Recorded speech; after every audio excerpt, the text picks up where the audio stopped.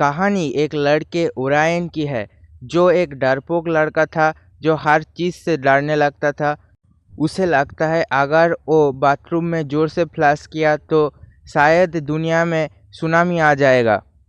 अगर वो रात में अलमारी को खुला छोड़ देगा तो शायद उसके साथ साथ पूरे दुनिया को वो अलमारी खा जाएगा। टीचर जब उससे टूर में जाने के लिए पूछते हैं तो वो मना कर देता है। उसके बाद हम उसके फ्रेंड को देखते हैं जिसे वो पसंद भी करता था। वो उससे पूछता है कि वो भी उनके साथ जाने चाहता है, इसलिए वो उनके साथ ट्रिप के लिए चले। ये सुनकर तो ओरायन के मन में लड्डू फूटने लगे और वो उसे ना नहीं कर पाती थी, लेकिन वो उसके डर की वजह से उसे वो ना कह देती है। घर में उसके पेरेंट्स भी उसे कहते हैं कि तुम्हें टूर पे जाना चाहिए। वो कहते हैं कि हर नया काम करने के लिए पहले उन्हें डर लगता है, उसके बाद वो काम आसान हो जाता है। ओरायन का सबसे ज़्यादा डर था अंधेरा। वो रात में ठीक से सोना भी नहीं पाता, इसलिए उसके पेरेंट्स भी बहुत ज़्यादा परेशान हो जाते हैं। ओरायन अंधेरे से ना डरने का बहुत ज़्यादा कोशिश करता है, लेकिन जितनी रात होती है उसका डर बढ़ने ही लगता है। इससे परेशान होकर ओरायन अंधेरे से पूछता है कि तुम बहुत ही ज़्यादा बुरे हो, तुम यहाँ से चले जाओ। उसके बाद वहाँ पर अंधेरा का छाया आता है और वो ओरायन को कहता है कि बस बहुत हो गया। अंधेरे से तो लोग डरते हैं, लेकिन हर रोज़ मैं तुमसे डरता हूँ। अंधेरा एक लिस्ट दिखाता है और कहता है कि तुम्हारा नाम डरपोक की लिस्ट में सबसे ऊपर है। ये देखकर तो ओरायन बहुत ही ज़्यादा चौंक जाता है और कहता है कि अंधेरा मुझसे बात कर रहा है। अंधेरा ओरायन से कहता है कि बस मैं एक मामूली इंसान की जैसे ही हूँ जो बस अपना जॉब कर रहा है, बल्कि कोई भी उसे पसंद नहीं करता, ना ही उसे लाइट में आने देते हैं। ये सब सुनकर ओरायन को अंदर से अंधेरे के लिए बहुत ही ज़्यादा बुरा लगता है। ओरायन अंधेरे से कहता है कि मैं भी डरना नहीं चाहता, लेकिन मुझे पता नहीं मैं अपनी आदत कैसे ख़त्म करूं। उसके बाद अंधेरा कहता है चलो शुक्र है, हर रोज़ तुम्हारी डरावनी आवाज़ तो सुननी नहीं पड़ेगी। ओरायन का सवाल था कि वो डरना कैसे बंद करे। उसके बाद अंधेरा ओरायन को कहता है कि तुम एक दिन मेरे साथ चलो और देखो कि मेरे जैसे लोग अपने रात कैसे गुजारते हैं और क्या क्या करते हैं, और शायद ये सब चीज़ें करने से तुम्हारा डर अंधेरे से ख़त्म हो जाए। लेकिन ओरायन को अंधेरे का ये आइडिया बहुत ही ज़्यादा घटिया लगता है, इसलिए अंधेरा उसे कहता है कि मैं तो बस चली यहाँ से और तुम अपने रास्ते देख लो। ओरायन को कहता है कि तुम्हारे आगे पूरी ज़िंदगी है, तुम अगर पूरी ज़िंदगी डर डर के रहना चाहते हो तो रहो ऐसे।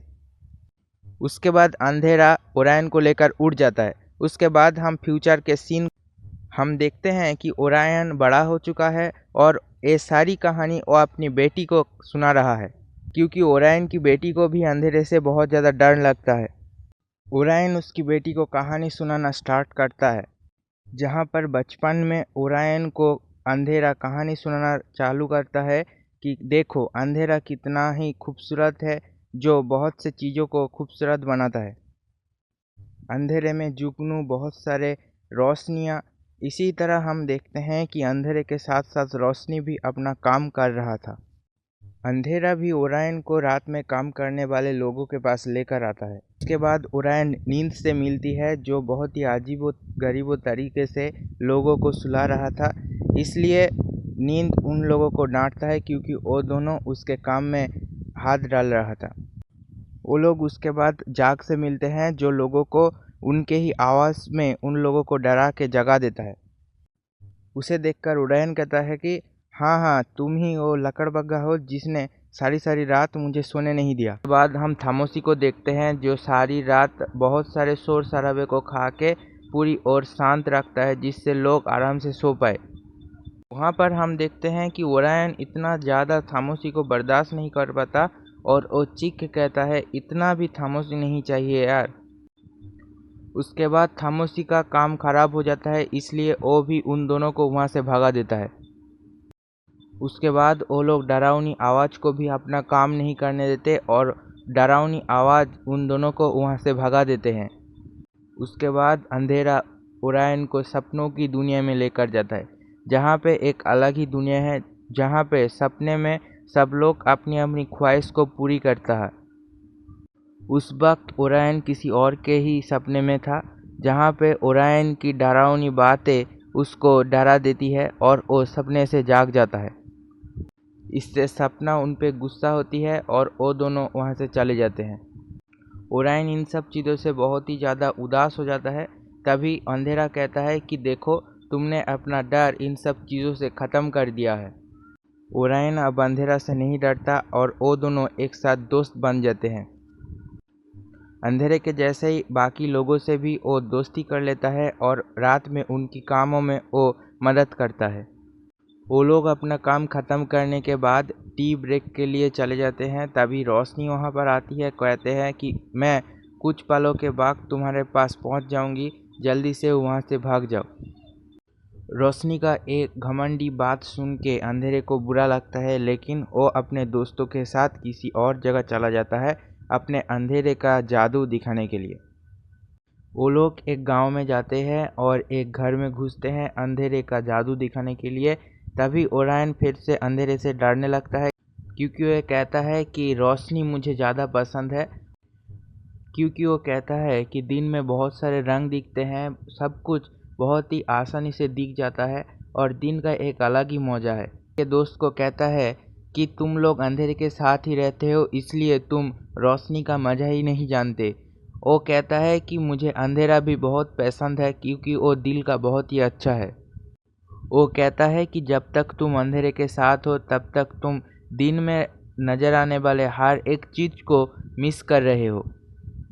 अंधेरा ये सब कुछ सुन रहा था और कहता है कि ओरायन के लिए मैंने इतना कुछ किया और वो रोशनी के बारे ही में ही सोच रहा है।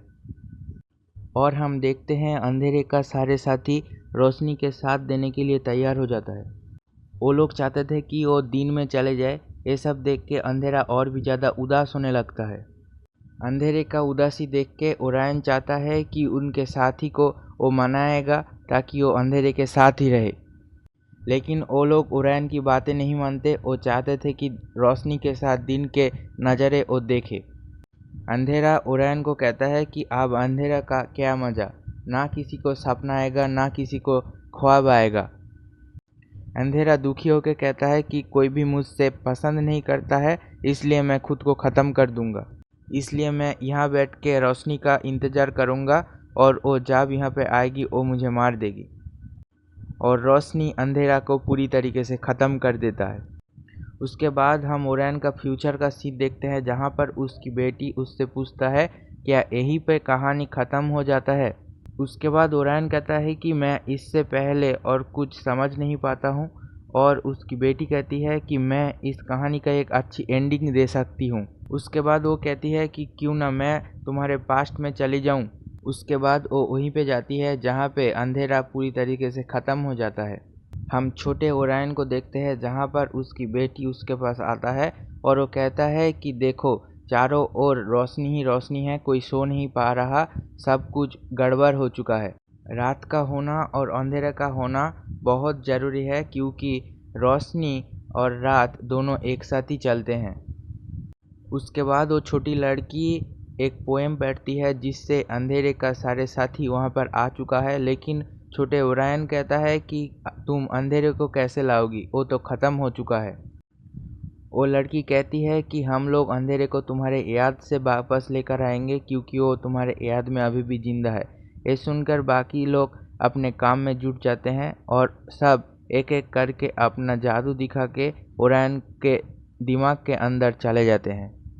उसके बाद ओरायन को सपना वही वक्त में लेकर जाता है जहाँ पे ओरायन अंधेरा से पहली बार मिला था। तभी ओरायन का अलमारी का डर सब कुछ वहाँ पे ख़राब कर देता है।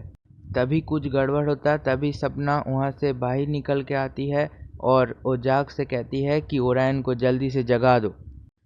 लेकिन जाग के बहुत कोशिश करने के बाद भी ओरायन नहीं जागता।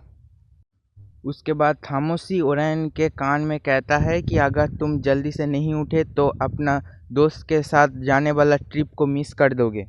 ये सुनकर ही ओरायन बहुत ही जल्दी से जाग जाता है और उसके बाद वो लोग बहुत कोशिश से अंधेरे को ओरायन के दिमाग से बाहर में लेकर आते हैं और फिर से अंधेरा जिंदा हो जाता है। अंधेरे के वापस आने पर रोशनी भी बहुत खुश हो जाता है और अंधेरा वहाँ पर दुखी हो जाता है क्योंकि वो सोचा था कि इसके बाद ओरायन से वो कभी भी इस रूप में नहीं मिल पाएगा। उसके बाद ओरायन अंधेरे से गले मिलता है और अंधेरा वहाँ से चला जाता है। उसके बाद ओरायन उस लड़की को लेकर अपने घर में आता है। तभी वो लड़की कहती है कि मैं फ्यूचर से आई हूँ और मैं आपकी बेटी हूँ। ये सुनकर वो थोड़ा हैरान हो जाता है, लेकिन वो खुद को संभाल के उस लड़की को लेकर अपने पेरेंट्स के पास जाते हैं और उन्हें झूठ कहता है कि वो उसका दोस्त है।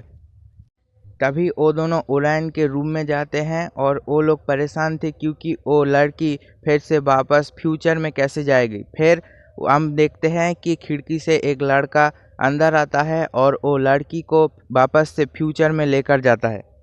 और हम यहाँ पर मूवी के बहुत ही बेहतरीन सीन को देखते हैं, जहाँ पर वो जो लड़का था वो और कोई नहीं, ओरायन के बेटी का बेटा था, जो फ्यूचर में अपनी मम्मी को लेने आया था।